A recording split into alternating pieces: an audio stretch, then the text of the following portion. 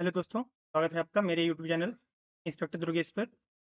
आज हम लोग डिस्कस करेंगे डिटेल में मैथ की स्ट्रेटजी। एसएससी के कोई भी एग्जाम हो, एसएससी सीजीएल हो, सीएचएसएल हो, कोई भी एग्जाम हो, उन सब के लिए कौन सी तरीका आपको अपनाया जाए कि सबसे आसान तरीके से आप मैथ को सॉल्व कर पाएँ और कोई दिक्कत उसमें आए। आपके सारे क्वेश्चन जो भी आपके दिमाग में आ सकते हैं, उन सबको मैंने इसमें किया है। तो आज हम लोग डिस्कस करेंगे पूरी डिटेल स्ट्रेटजी मैथ के बारे में। कौन-कौन सी बुक्स आपको लेनी है अरिथमेटिक में, एडवांस में, ठीक है?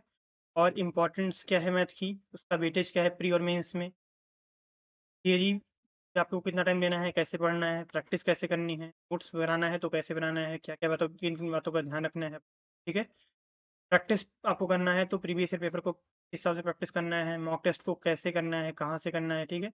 टाइम मैनेजमेंट कैसे करना है और जो आपके क्वेश्चन गलत हो जाते हैं आते हुए, उनसे कैसे बचना है, ठीक है? कौन-सा आपको सबसे अच्छा तरीका होगा मॉक टेस्ट को अटेम्प्ट करने का मैथ में, ठीक है? कैलकुलेशन आप कैसे इम्प्रूव करेंगे और कौन-कौन से जैसे बहुत लोगों को मिथ होता है कि उनका मैथ में बैकग्राउंड हो तभी वो अच्छा कर सकते हैं, नहीं तो नहीं कर सकते हैं। तो इन सब चीज़ों पे डिस्कस करेंगे। थोड़ा वीडियो लंबी हो सकती है लेकिन सारी चीज़ें आप डिस्कस करेंगे। आपका कौन-सा सबसे ऑनलाइन प्लेटफ़ॉर्म कौन सबसे अच्छा है आपको प्रैक्टिस के लिए, ठीक है? और ट्रिक्स और बेसिक्स में क्या चीज़ें आपको प्रेफ़र करनी चाहिए और किन ची कैसे सारी बातों पे डिस्कस करेंगे, ठीक है? तो आगे बढ़ते हैं, स्टार्ट करते हैं। पहली बात सबसे पहले बुक आती है जब कोई चीज़ आप पढ़ने चलते हैं तो सबसे पहले आपके दिमाग में क्या आता है सिलेबस और सिलेबस के बाद में सिलेबस को कैसे कवर करना है बुक्स के बारे में, ठीक है? तो हम लोग डिस्कस करेंगे आज आपको कौन-कौन सी बुक्स पढ़ना है। अरिथमेटिक की अगर बात करें तो सबसे पहले आपको बेसिक एक बार क्लियर होना चाहिए, आपको बेसिक अंडरस्टैंडिंग होनी चाहिए आपके अंदर। तो उसके लिए आप 2 बुक भी पढ़ सकते हैं, 3 बुक हैं आपके पास। एक है आर.एस. अग्रवाल जो कि मैंने पढ़ा हुआ है, ठीक है? आर.एस. अग्रवाल अगर आप इसे पढ़ लेंगे तो आपको बहुत लोग कहते हैं ये बुक और आउटडेटेड है, ऐसा बिल्कुल भी नहीं है। जितना आपको कांसेप्ट चाहिए वो सारे कांसेप्ट मिल जाएँगे, फिर उनको आपको प्रैक्टिस करनी होगी बस। दूसरा चीज़ कुछ लोग किरण की पीक्यूआरएस लगाते हैं, क्योंकि इसमें चैप्टर वाइज़, टॉपिक वाइज़ पे दिया गया है, आप लगा सकते हैं। लेकिन मैंने किरण नहीं लगाई थी, मैंने आर.एस. अग्रवाल लगाई थी, ठीक है? किरण भी आप लगा लेंगे, कोई फ़र्क नहीं है, बस डिपेंड ये करता है आर.एस. अग्रवाल में थोड़ा बहुत कांसेप्ट भी बताया गया है आपको, ठीक है? और ईज़ी बुक है तो आप खुद से भी थोड़ा-सा समझ के कर सकते हैं। किसी टीचर का किसी कहीं भी आप पढ़ रहे हैं ऑनलाइन या ऑफ़लाइन, उसके बाद में आपको आर.एस. अग्रवाल अगर आप साथ-साथ लगाएँगे जो पढ़ रहे हैं, तो आपको बहुत आसानी से समझ तीसरी बुक अगर इन दोनों के अलावा या तो आपके पास एक और ऑप्शन है क्या? रागी सदो 7300 प्लस इन्होंने भी अच्छा पढ़ाया हुआ है। पहले ये बुक 7300 प्लस थी, अब ये 9700 प्लस हो तो इन तीनों बुक्स में कोई भी एक बुक लीजिए आप और बेसिक प्रैक्टिस के लिए ये तीनों बुक जो हैं वो बेस्ट हैं। कोई भी एक बुक लेनी चाहिए, तीनों नहीं लगाना है। ये ना कीजिए पहले रसोगा लगाइए, फिर किरण लगाइए, फिर आगे सदो लगाइए। ये तरीका नहीं तो इन तीनों में से कोई भी एक बुक ले लीजिए आप, उससे आपका काम हो जाएगा। बेसिक अंडरस्टैंडिंग आपकी मैथ की डेवलप हो जाएगी। क्या करना है। आगे बढ़ते हैं। इसके बाद में आपको एडवांस मैथ की अगर हम बात करें, तो मुझे जो सबसे अच्छी बुक लगी, 2 बुक मैंने पढ़ी थी, ये दोनों बुक मैंने लगाई हुई है। आपको कोई एक बुक आप लगाएँगे तब भी आपका काम चल जाएगा। एक बुक है आपकी प्ले विद एडवांस मैथ, ये अभिनय शर्मा सर की बुक है, तो आप ये प्रेफ़र कर सकते हैं, बहुत अच्छी बुक है। इसमें ट्रिगो, एडवांस और 2D, 3D बहुत अच्छे से पढ़ाया है उन्होंने, ठीक है? तो ये कर सकते हैं या फिर अगर आपकी अंडरस्टैंडिंग नॉर्मल थोड़ा है, क्योंकि इसमें कुछ अच्छे क्वेश्चन भी हैं। तो आपके राकेश यादव सर की एक एडवांस की बुक आती है, राकेश यादव सर की एक एडवांस मैथ की बुक आती है, तो आप प्रेफ़र कर सकते हैं। उन्होंने बहुत अच्छे से हर एक पॉइंट को समझाया है, पहले पढ़ाया है, फिर क्वेश्चन प्रैक्टिस के लिए दी। क्वेश्चन ज़्यादा हैं, तो आपको प्रैक्टिस करने में भी बहुत ज़्यादा हेल्प मिलेगी, ठीक है? ये हो गई बुक्स की बात। फिर अगर आपको इसके अलावा प्रीवियस ईयर की चैप्टर वाइज़ प्रैक्टिस करनी है, ठीक है? टॉपिक वाइज़ तो आपके पास रहेगा ही, तो चैप्टर वाइज़ अगर प्रैक्टिस आपको करनी है, तो पिनाकल इस टाइम एक जो बुक आई है, वो बेस्ट बुक है फिलहाल लगाने के लिए। तो ये रही बुक की बातें, आगे बढ़ते हैं। इम्पोर्टेंस और वेटेज की अगर बात करें, तो एक बात आप कान खोल के सुन लीजिए कि बिना मैथ में अच्छे स्कोर के आपको सिलेक्शन नहीं मिल सकता है, खास करके एसएससी में तो बिल्कुल नहीं मिल सकता। अगर आपकी मैथ मैथ में जैसे मान लीजिए सपोज दैट 50 मार्क्स के हैं, अगर आपका 30 मार्क्स से कम आ रहा है, तो किसी भी हालत में आपको सिलेक्शन नहीं, कट ऑफ आप हाई जाती है। तो आपको मैथ आप छोड़ के ऐसा नहीं, बहुत लोग कहते हैं अगर मुझे मैथ नहीं आती है, तो क्या मेरा सिलेक्शन होगा? सिलेक्शन आपका होगा, लेकिन तब होगा जब आप मैथ में अच्छा स्कोर करने लगेंगे तब होगा, यानी मैथ में आपको मेहनत करनी ही पड़ेगी और कोई ऑप्शन नहीं है अगर आपको एसएससी में पोस्ट लेना है, ठीक है। वेटेज की अगर बात करें तो प्री में आपका 25 क्वेश्चन है, 50 मार्क्स के, एक क्वेश्चन 2 मार्क्स का है। मेंस की अगर बात करें 30 क्वेश्चन है, 90 मार्क्स। पहले रेंज था, यानी पहले 25 इसमें था और इसमें 100 मार्क्स, 100 क्वेश्चन थे 200 मार्क्स। तो बहुत लोग प्रॉब्लम क्या कर रहे हैं, वो अभी मैथ में जो वेटेज कम हो गया है उसकी वजह से मैथ को इग्नोर कर रहे हैं। आप ये नहीं कर सकते हैं, मैथ में आप 90 में से आउट ऑफ 90 बहुत लोग लेके आएंगे, और इसमें जो मार्क्स मिलते हैं वो बहुत सॉलिड मार्क्स होते हैं। जीएस में, इंग्लिश में, इन सब में आप कभी भी ऐसा नहीं कर सकते हो कि जो आप लगा के आओ वो आपको कंफर्म हो कि वो मिलेगा ही मिलेगा मार्क्स, ठीक है। तो मैथ को, और मैथ में जब आप अच्छे से पढ़ेंगे ना तो आपको रीजनिंग में भी हेल्प करेगा, ठीक है। और अगर आप मैथ में क्या है अच्छे हैं, तो जो आपको हेल्प करेगा, किसमें हेल्प करेगा, रीजनिंग में भी हेल्प करेगा। रीजनिंग में भी आप बहुत अच्छा कर सकते हैं। तो मैथ अच्छा होता है, ऑटोमेटिकली उनकी अंडरस्टैंडिंग इतनी अच्छी होती है कि वो रीजनिंग बहुत अच्छा कर। आई थिंक इतनी बातें समझ में आ गई होंगी, आगे बढ़ते हैं। तो अगर आप मेरे चैनल इंस्पेक्टर दुर्गेश पर नए हैं तो मेरे चैनल को सब्सक्राइब कर लीजिए। कोई भी आपके अंदर कमेंट है, कोई क्वेरी है अगर, तो वो कमेंट कर लीजिए। अगर आप पहले से इस चैनल पे हैं तो अपने दोस्तों के साथ ये वीडियो शेयर कीजिए। मैथ में थोड़ा प्रॉब्लम है या जो परेशान रहते हैं, ठीक है, मैथ को लेकर। कमेंट, अगर आपको कोई सजेशन, आप इम्प्रूवमेंट चाहिए मेरे वीडियोज में या फिर और कोई सजेशन टॉपिक पे वीडियो, तो वो कमेंट कीजिए, मैं उसको ज़रूर आपकी फुलफिल करने की कोशिश। आगे बढ़ते हैं। तो नेक्स्ट जो पॉइंट आता है वो आपका आता है थियरी और प्रैक्टिस, तो बहुत इंपॉर्टेंट चीज़ें। तो आप जैसे जब आप घर बनाते हैं ना तो जो बेस होता है, ज़मीन होती है, ज़मीन के नीचे जब आप, तो बेस होता है वो क्या होती है, आपकी थियरी होती है। यानी थियरी को आपको बहुत मजबूती से पढ़ना है। एक बार किसी भी ऑफलाइन या ऑनलाइन टीचर से आपको थोड़ा सा हेल्प लेनी ही पड़ेगी। आप खुद से कम टाइम में अच्छा नहीं कर सकते। कोशिश कीजिए, पॉसिबल हो तो ऑफलाइन कोचिंग ले लीजिए, अगर नहीं पॉसिबल हो तो ऑनलाइन, ठीक है। लेकिन किसी टीचर से प्रॉपरली जो भी थियरी है मैथ्स की, का नोट्स आपको प्रिपेयर करना ही पड़ेगा। नोट्स जो है वो आपको इम्पोर्टेंट, और ये आपको बनाना ही पड़ेगा। ऐसा नहीं कर सकते हैं आप, का कोई शॉर्टकट नहीं है। नोट्स जो होगा आपके पास वो बहुत आपको हेल्प करेगा, ठीक है। तो ये गलती बिल्कुल ना कीजिए, आप पढ़ते जा रहे हैं नोट्स नहीं बनाए। जो भी नोट्स बनाइए साथ में आप एक अलग से कॉपी बनाइए, में आप इंपॉर्टेंट क्वेश्चन जो आपको लग रहे हैं कि पहली बार में मुझे नहीं आ रहा है, दोबारा तिबारा लगाना पड़ रहा है, वो नोट करते रहिए। वो आपको जब एग्जाम टाइम होगा तो वहाँ रिवाइज करने में बहुत हेल्प करेगा। और आपको पूरी तरह से सिलेबस को कंप्लीट करना ही पड़ेगा। ये नहीं कर सकते कि आप अपनी तैयारी शुरू करी सीधा प्रीवियस क्वेश्चन लगा रहे हैं, ठीक है। अगर ये करेंगे तो स्टार्टिंग में तो आपका स्कोर बहुत तेज बढ़ेगा, लेकिन वो 100-120 पे जाके अटक जाएगा और फिर उससे आगे नहीं बढ़ेगा। अगर आप प्रॉपर वे में जाएंगे, पहले आपका 80 आएगा, फिर 100 आएगा, फिर 110 आएगा, फिर 150 आएगा, फिर 180 आएगा। ये तरीका है। और जब ये आप प्रैक्टिस कर लेंगे, जब इसके बाद में जब सिलेबस कंप्लीट हो गया तो एक ही चीज़ बचती है, प्रैक्टिस। जितनी ज़्यादा प्रैक्टिस करेंगे उतना जल्दी और उतनी,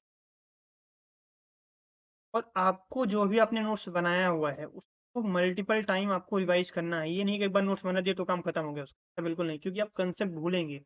जब आप मान लीजिए कि इसको ये क्वेश्चन आपके सामने आया, तो आपके दिमाग में ये चीज़ आनी चाहिए, क्वेश्चन में हमें कौन सा कंसेप्ट लगाना है, कौन सा तरीका अप्लाई करना है। और ये तब होगा जब आप एक से ज़्यादा 2 3 4 5 बार अपने नोट्स को रिवाइज करेंगे। बहुत बल्कि नोट्स नहीं बनाना है। जो चीज़ें आपको समझ में आ, जो थ्योरी है वो तो है ही, साथ में जो चीज़ें आपको कम समझ में आए वो हाईलाइट कर लीजिए बार बार। जैसे एक बार आपने पढ़ा, पेंसिल से हाईलाइट कर लिया कि ये चीज़ें मुझे दोबारा रिवाइज करनी है, और वो धीरे धीरे कम होती जाती हैं। तो आपको हमेशा सब कुछ नहीं पढ़ना होता, ज़्यादातर चीज़ें आपकी रिपीट होती जाती हैं।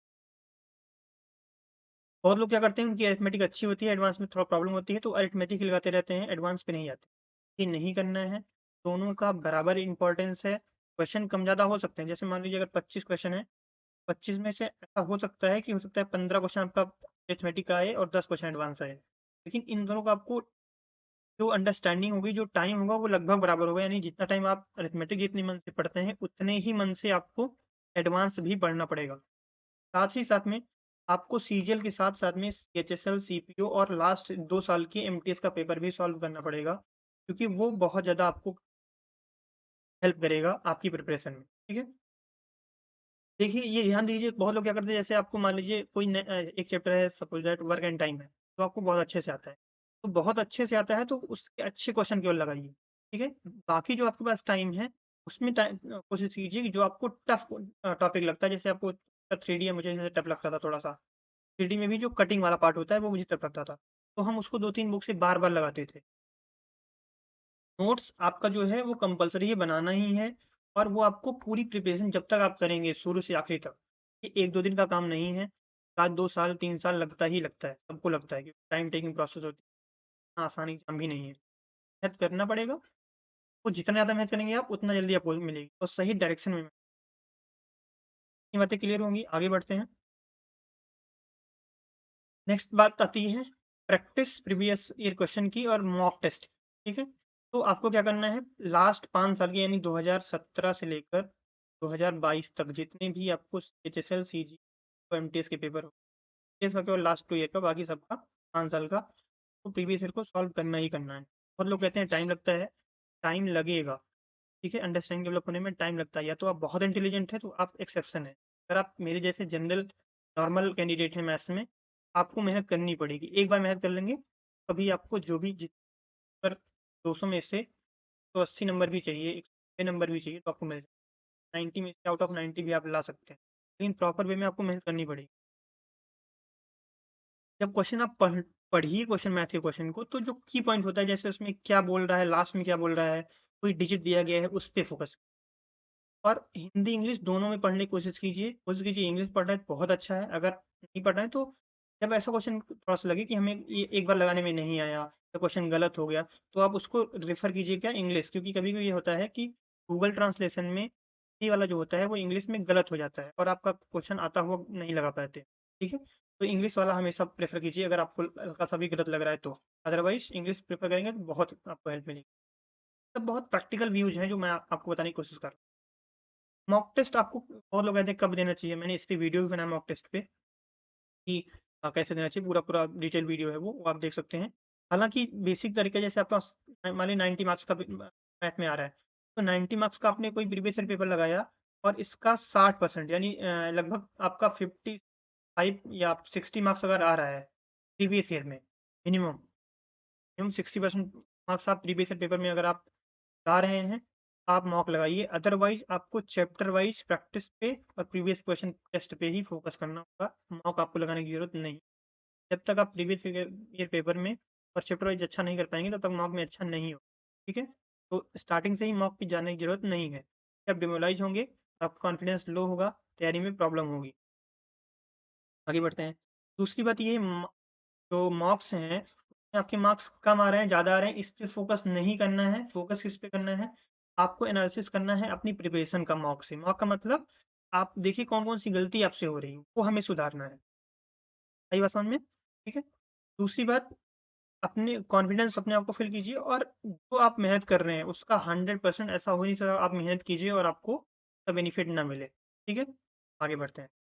दूसरी बात, ये कोशिश कीजिए कि मैथ का जो सेक्शन है उस, मान लीजिए हम लोग क्या करते थे कि 1 घंटा रहता था, 60 मिनट और 100 क्वेश्चन रहता था। तो मैथ के लिए लगभग कोशिश करते थे, मैथ के लिए 25 मिनट के लिए लगभग 25 क्वेश्चन के लिए लगभग 25 मिनट या कम से कम 20 मिनट तो लेते ही लेते थे। ये पहले दिमाग में लेके चलते थे। अगर आप पहले से लेके चलेंगे तो जैसे ही मैथ में आपका 25 मिनट से 26 मिनट, 27 मिनट हुआ, ऐसे ही आप इसको छोड़ देंगे। हो सकता है वो पेपर टफ हो, क्योंकि अगर आप इस पे बहुत ज़्यादा टाइम दे देंगे तो बाकी सेक्शन छूट जाएगा। और आप ऐसा नहीं कर सकते हैं कि एक सेक्शन के चक्कर में दूसरे सेक्शन को छोड़ दीजिए। तो आपको मैथ में पहले से ही अपने दिमाग में लेके चलना है कि लगभग कितना टाइम देना है। दूसरी बात जो मेरे मेरे साथ मुझे बहुत हेल्प की है, कोई क्वेश्चन कितना भी आसान हो या कितना टफ हो, क्योंकि कभी-कभी क्या होता है कि आता हुआ क्वेश्चन आपको लग रहा है कि ये क्वेश्चन बहुत आसान है और वो क्वेश्चन गलत है और आपको आ नहीं रहा है, आंसर नहीं मिल रहा है। तो इसमें सबसे निंजा टेक्निक इसकी ये है कि इसको बचने के लिए आपको कि ये पहचानने के लिए कि ये गलत है कि नहीं, किसी भी क्वेश्चन को मैक्सिमम 2 बार ही आप एग्ज़ाम में ट्राई ट्राई कीजिए। अगर 2 बार में आ गया इसका मतलब वो क्वेश्चन सही है, नहीं आया तो गलत है। हो सकता है ऐसा इसमें 50 क्वेश्चन या 40 क्वेश्चन में आपको 2-3 क्वेश्चन ऐसे मिल जाएँ जो आपको नहीं आ रहे हैं और ये हो सकता है सही भी हों, तब भी आप कम से कम 47 क्वेश्चन तो सही कर लेंगे। फिर आप इनमें अगर फँसे रहेंगे ना तो ये 47 नहीं 40 भी नहीं हो पाएगा। तो किसी भी क्वेश्चन को 2 बार ही अटेम्प्ट कीजिए, उससे ज़्यादा अटेम्प्ट ना कीजिए पहली बार में। जब आपके पास बाद में टाइम बच रहा है तो आप अटेम्प्ट कीजिए, कोई प्रॉब्लम नहीं है। दूसरी बात, हमें किसी टफ क्वेश्चन पे नहीं फोकस करना है। हमें ज़्यादातर क्वेश्चन अटेम्प्ट कीजिए, किसी रॉन्ग या फिर टफ क्वेश्चन पे, एक क्वेश्चन पे ज़रूरत नहीं है। आगे बढ़ते हैं। दूसरी बात, मॉक और कैलकुलेशन की अगर बात करें, तो मॉक टेस्ट जो होगा बहुत इंपॉर्टेंट होगा आपका, लेकिन मॉक टेस्ट लगाने से ज़्यादा इंपॉर्टेंट क्या होगा, मॉक का एनालिसिस। आपने 5 पेपर लगाया, 5 पेपर में आप देख रहे हैं कि आपका अलजेब्रा का क्वेश्चन बार-बार गलत हो रहा है। अगर अलजेब्रा क्वेश्चन बार-बार गलत हो रहा है, तो हमें क्या करना है, जाके अलजेब्रा जो आप पहले नोट्स रिवाइज़ करना है, नोट्स रिवाइज़ करके अलजेब्रा के जो क्वेश्चन हमें नहीं आ रहे हैं, उसकी प्रैक्टिस फिर से कर लेना है। दूसरी बात, अगर आपको कोई चैप्टर बहुत टफ लग रहा है, बार-बार गलत हो रहा है, बहुत प्रैक्टिस करने पे भी नहीं आ रहा है, तो उसको आपको एक से ज़्यादा बुक से लगा लेना है। बाकी सदों से लगा लिया, अभिनय मैथ से लगा लिया, कर्नाटक से लगा लिया, प्रीवियस ईयर से पिनाकल से लगा लिया। जब आप सबसे लगा लेंगे तो आप क्वेश्चन आदमी कहाँ से पूछेगा, ये आप खुद सोचिए। दूसरी बात, हम क्या करते थे कि जो बहुत टफ क्वेश्चन होते थे या बहुत टफ फॉर्मूले होते थे जो बार-बार भूल जाते थे, कि आप एक पतली सी कॉपी बना के रखिए और उनको हर एक टेस्ट के पहले रिवाइज कर लीजिए। 20 से 25 मिनट दीजिए और हर एक टेस्ट से पहले, जैसा आपका टेस्ट है, आप वीक में मान लीजिए 3 टेस्ट दे रहे हैं, तो टेस्ट देने से पहले सुबह शाम कभी जब टाइम निकाल के, तो आप उस कॉपी को फॉर्मूले वाली रिवाइज कर लीजिए। बहुत ज़्यादा इसमें नहीं, सारे फॉर्मूले नहीं लिखने हैं, जो आप भूल जाते हैं और ये आपको पता होता है कि हमें क्यों भूलते हैं। ये होगी बात।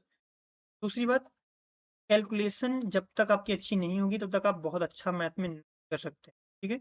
मैंने एक वीडियो भी बनाई है कैलकुलेशन पे, बहुत अच्छे से सबको समझाया है, हर एक पॉइंट को समझाया है, तो वो आप देखिए, वो आपको बहुत हेल्प करेगी। लिंक मैं डिस्क्रिप्शन में डाल दूँगा, ठीक? दूसरी बात, कैलकुलेशन की अगर बात करें तो जब छोटी-छोटी कैलकुलेशन को आप मल्टीप्लाई को लेके खुद में करने की कोशिश कीजिए। छोटी जैसे आपने सपोज़ दैट ले लिया, हमने क्या लिया, 920 और 840, इसको मन में आप लीजिए, जैसे क्या हुआ, 9 8 कितना हो गया, 17 और 4 2 6, यानी 1760 ही आंसर होगा। तो लिखना भी नहीं है। अब ये जब प्रैक्टिस आप धीरे-धीरे करेंगे ना, तो आप हैबिचुअल हो जाएँगे और जैसे ही आपको क्वेश्चन क्वेश्चन के बीच में ऐसा कुछ करना होगा, तो आप बहुत आसानी से कर पाएँगे। तो कैलकुलेशन के बारे में खुद सोचिए और छोटी-छोटी कैलकुलेशन अपने दिमाग में कीजिए। आगे बढ़ते हैं। दूसरी बात, कुछ मिथ्स होती हैं, उनको डिस्कस करेंगे इसमें। तो बहुत लोग क्या बोलते हैं कि मेरी मैथ जो है, हमने 12th में मैथ नहीं ली, गायब से हैं, ये नहीं किया, मैथ मैंने आगे नहीं बढ़ी। तो ऐसा कुछ भी नहीं है, जो भी मैथ आती है वो केवल 10th तक हुई ही होती है, यानी बहुत बेसिक मैथ पूछी जाती है। बस आपको प्रॉपर तरीका फ़ॉलो करना है, सिलेबस कंप्लीट करना है, बेसिक बुक लगानी है ऑथेंटिक, और प्रीवियस ईयर की प्रैक्टिस करनी है अच्छे से, बिना परेशान हुए, बिना पेशेंस। दूसरी बात, मैथ का बैकग्राउंड जो है वो इम्पोर्टेंट नहीं, आपको सीरियसली प्रैक्टिस करनी है बस, ठीक है? केवल जो आपको प्रैक्टिस होगी राइट डायरेक्शन में, वही आपको सक्सेस करेगी। अगर प्लेटफ़ॉर्म की बात करें प्रैक्टिस के लिए, सबसे अच्छा जो प्लेटफ़ॉर्म होगा वो आपके लिए होगा, जो मैंने यूज़ किया है लगभग 4 साल तक, वो है आपका टेक्स्ट बुक। आपको प्रीवियस ईयर सारे पेपर मिल जाएँगे, टेस्ट मिल जाएँगे, सेक्शनल टेस्ट मिल जाएँगे, ऑफ़िशियल क्विज़ मिल जाएँगी, बहुत आपको हेल्प करेगा और सारे सब्जेक्ट की मिलेंगी। हर एक कम से कम 50 से 60 एग्ज़ाम ऐसे होंगे जो आप देते हैं, सबकी सबका पूरा-पूरा आपका previous year paper, mock test सब कुछ इस पे रहता है, ठीक है? 2-300 का आपका वो रहता है, तो आप ले, ठीक है? अगर आप नहीं खरीद सकते हैं तो आप हमसे कॉन्टैक्ट कर सकते हैं, हम आपके लिए ये पास खरीद, कोई ऐसा है आपका फ्रेंड जो। दूसरी बात, प्रीवियस ईयर क्वेश्चन की बात करें, आपको किस पे फोकस करना है, प्रीवियस ईयर क्वेश्चन पे और मॉक दोनों पर। पहले प्रीवियस ईयर क्वेश्चन, और पहले आपको सिलेबस कंप्लीट बेसिक बुक से, प्रीवियस ईयर क्वेश्चन, और फिर मॉक पे। मॉक लगाते टाइम भी मॉक आप लगा रहे हैं, साथ ही साथ में आपको जो आपने अभी तक पढ़ा है उसको रिवाइज़ करते रहिए। बार-बार चैप्टर जो आपका गलत हो रहा है उसको सॉल्व करते रहिए, और यहाँ पे आपको मिल जाएगा टेक्स्ट बुक पे ये सारी चीज़ें हैं। ट्रिक्स और बेसिक की अगर बात करें, बहुत लोग कहते हैं कि ट्रिक्स पे जाएँ या बेसिक पे ध्यान रखें। तो मुझे जो लगता है कि ट्रिक्स क्या होती हैं, जब आप सबसे इम्पोर्टेंट क्या है, बेसिक इम्पोर्टेंट है। ट्रिक्स आप जब प्रैक्टिस करने लगेंगे ना, खुद से आपकी ट्रिक्स जो होंगी वो क्या हो जाएँगी, आप बनाने लगेंगे कि ये कैलकुलेशन कैसे आसान करें। अब एक क्वेश्चन आपने 4 बार लगाया, तो आपको खुद लगेगा यार ये जो स्टेप हम कर रहे हैं, ये स्टेप तो हम अगर नहीं भी करेंगे तब भी ये तीसरा स्टेप आ जाएगा। और ये और से सीखने से बेहतर है कि आप खुद से सीखने की कोशिश, छोटी-छोटी चीज़ें कीजिए कि हमें ये सेकंड, हम 30 सेकंड में कोई क्वेश्चन लगा रहे हैं। अब कौन-सी कैलकुलेशन इसमें ओमिट कर दें, 30 सेकंड में हो जाए, और ये 100% होता है, सबके साथ होगा, ठीक है? स्टार्टिंग में आप कोशिश कीजिए कि ईज़ी क्वेश्चन लगाइए। ये आप, इसका मतलब ये नहीं कि आप टफ क्वेश्चन से भाग रहे हैं, बस इसका मतलब ये है कि पहले आप थोड़ा-सा कॉन्फिडेंस गेन कर रहे हैं, उसके बाद में अपने आप चीज़ें इम्प्रूव होने लगेंगी। और कोई भी क्वेश्चन किसी से, जैसे बहुत लोग क्या कहते हैं, एक क्वेश्चन आपने सॉल्व कर रहे हैं कोई, आपने एक बार ट्राई किया, नहीं आया, किसी से जाके पूछ लिया और फिर आगे बढ़ गए। ऐसा नहीं करना है। कोई क्वेश्चन आपका नहीं आ रहा है तो कम से कम 4 से 5 बार उसको ट्राई कीजिए, हैं, तब जाके दूसरे से पूछिए। और फिर पूछने के बाद भी खुद से लगाने की ट्राई कीजिए। आप पूछ भी लेते हैं और फिर दोबारा भूल जाते हैं, फिर पूछते हैं। ऐसा नहीं करना है। पहले गलत क्वेश्चन को आप 3-4 बार, 5 बार ट्राई कीजिए खुद से, फिर किसी से पूछिए और फिर खुद से ट्राई कीजिए कि आपको वो समझ में आया कि नहीं। खुद पे आपको भरोसा रखना है, तभी आपको सक्सेस मिलेगी और कोई तरीका नहीं है। आपको ये मानना पड़ेगा, अगर कोई और है मेरे जैसा जो जॉब पा रहा है, मेरे साथ का कोई जॉब पा रहा है, तो आपको भी मिलेगी। डिपेंड करेगा कि आपको डेली बेसिस अपनी गलतियों को सुधारना होगा, जो कमियाँ हैं वो इम्प्रूव करनी होगी। अगर इस मेरे इस चैनल पे आप नए हैं, तो चैनल को सब्सक्राइब कर लीजिए गाइडेंस और मोटिवेशन के लिए। Thank you so much. अच्छे से पढ़ते रहिए, अपना ख्याल रखिए और कोई तरीका नहीं है। आपको ये मानना पड़ेगा, अगर कोई और है मेरे जैसा जो जॉब पा रहा है, मेरे साथ का कोई जॉब पा रहा है, तो आपको भी मिलेगी। डिपेंड करेगा कि आपको डेली बेसिस अपनी गलतियों को सुधारना होगा, जो कमियाँ हैं वो इम्प्रूव करनी होगी। अगर इस मेरे इस चैनल पे आप नए हैं, तो चैनल को सब्सक्राइब कर लीजिए गाइडेंस और मोटिवेशन के लिए। Thank you so much. अच्छे से पढ़ते रहिए, अपना ख्याल रखिए